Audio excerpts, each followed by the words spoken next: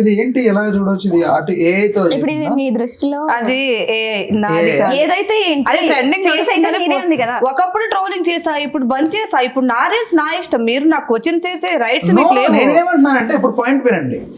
ఇప్పుడు వాళ్ళు రీల్స్ చేసుకుంటున్నప్పుడు మీకు నచ్చక మీరు డిఫెండ్ చేశారు వాళ్ళు. అవును, అవునా ఇప్పుడు కాదా? వాళ్ళ ఇష్టం. ట్రోల్ వేసుకుని నేనేమైనా వద్దన్నానా?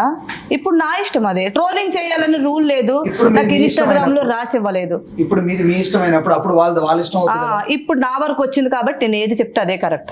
ఓకే, అంతే. సో మీ వరకు వస్తే తప్ప డెసిషన్ మీద మారదు. అవును, నా వరకు వస్తే అంతే. అప్పుడు నాకు నచ్చలేదు, ట్రోలింగ్ ఆప్షన్ ఎంచుకున్నాను. ట్రోలింగ్ వల్లనే ఫేమస్ అయ్యా. ఇప్పుడు ట్రోలింగ్ నచ్చుతుందా? నేను ట్రోలింగ్ ఆపేసాను కదా. ఇప్పుడు అంటే నాకు మీకు నా నచ్చింది ఇష్టం కదా.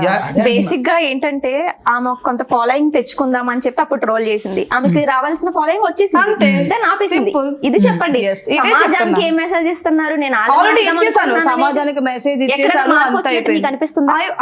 కొంచెం చాలా ఇంటర్వ్యూలో చెప్పాను కదా, చాలా వరకు మానేసుకున్నారు. మెసేజ్ ఏదో నాకు కొంచెం ఫార్వర్డ్ చేస్తే నేను చూస్తాను. బేసిక్ గా మెసేజ్ నేను చాలా ఇంటర్వ్యూలో చెప్పా, లైవ్ లో కూడా మాట్లాడించాను. డీజ్ రమ్య అని ఒక అమ్మాయి ఉండేది. అబ్బాయి డీజ్ రమ్య అని. అప్పుడు ఏమే గుర్రం ముఖం వేసుకుని ఏం చేస్తున్నామని దాన్ని కూడా చాలా ట్రోల్ వేసా. అమ్మాయి మిలియన్స్ ఆఫ్ వ్యూస్ లో పోయినాయి. సో నేను ట్రోల్ వేయడం వల్ల అమ్మాయి కూడా మానేసింది రీల్స్. అరుణ ఆంటీ, ఇంకా 2-3 ఆంటీలు ఉన్నారు, నేమ్స్ తెలియదు. ఏంట్రా బాబు ఇది ఏ వీడియోకి ప్రతి వీడియోకి తిడుతుంది బూతులని మానేసుకున్నారు. సో నాకు తెలిసింది నా వల్ల మారారో లేకపోతే ఏమైందో నాకు తెలియదు. సో వాళ్ళైతే గలీజ్గా చేయట్లేదు అంటే నేను హ్యాపీగా ఫీల్ అయ్యాను. నేను తిట్టడం వల్ల మానేసారేమో అని. అది చాలు, నాకు ఇవ్వాల్సిన మెసేజ్ ఇచ్చేసాను కదా.